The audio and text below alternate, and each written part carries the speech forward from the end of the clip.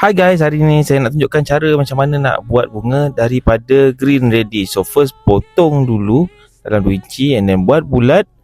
Ni kita dah boleh buat kelopak dia pada 4 bahagian lah. Ni kita buat ada 2 lekuk.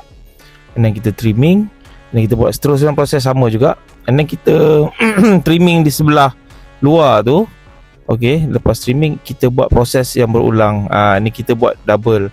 So trimming lagi. So proses untuk buat bunga ni memang akan berulang-ulang kali corak yang sama. So ni dah ada 4 bahagian. Jadi cantik ke tak? Dia kena gunakan tools yang betul lah supaya kita boleh buat makin tengah, makin halus, makin cantik. Proses ni dia akan berulang-ulang. Jadi memang agak mudah. Cuma teknikal lipat tu jangan terpotong antara satu dengan yang lain. Jadi kalau ada sebarang komen atau pertanyaan, korang boleh tanya di ruangan komen.